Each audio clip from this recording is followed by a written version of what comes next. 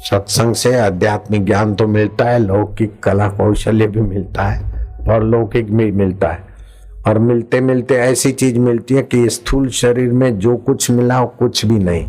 सूक्ष्म शरीर भी हमारे लिए नहीं है, स्थूल शरीर भी हमारे लिए नहीं है, कारण शरीर भी हमारे लिए नहीं है, प्रकृति का है। अब प्रकृति का है, प्रकृति की इस पर असर होगी और प्रकृति में ही घूम घुमा के बदलेगा। स्थूल शरीर से कितना भी कुछ भी मिल जाए हमारे लिए कुछ भी नहीं, क्योंकि स्थूल शरीर हमारा है ही नहीं, रहेगा ही नहीं। सूक्ष्म शरीर भी बदलता है, हमारा नहीं है। कारण शरीर भी बदलता है, हमारा नहीं है। हम तो अबदल हैं। बचपन बदल गया, हम उसको जानते हैं।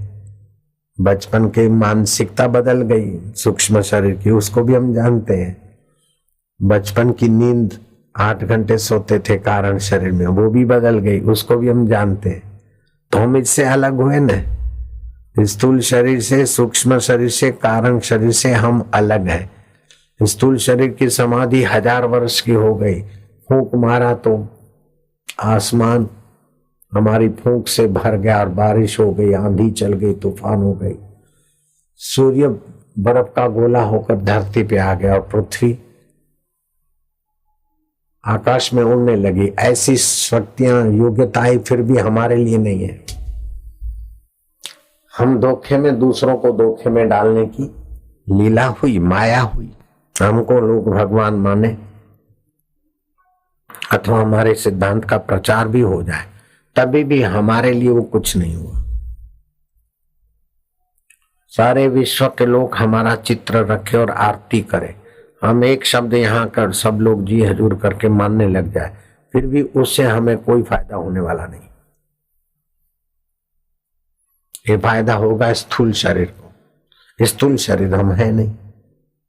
सूक्ष्म शरीर को फायदा होगा, मन में प्रसन्नता होगी, तो प्रसन्नता आती जाती है, हम तो नहीं आते जाते हैं। स्थूल शरीर बच्चा बाल जवान होता है, हम नहीं होते हैं। तो ये हमारी जाति के नहीं है।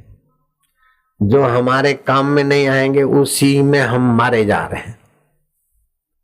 मकान हमारे काम में नहीं आएगा देर सवेर, अभी शरीर के काम आता है, हमारे काम में नहीं आएगा मकान।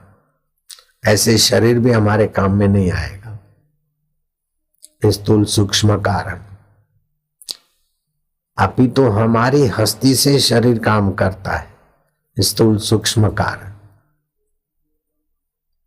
हमारी मौजूदगी के बिना इनकी मौजूदगी टिक नहीं सकती और इनकी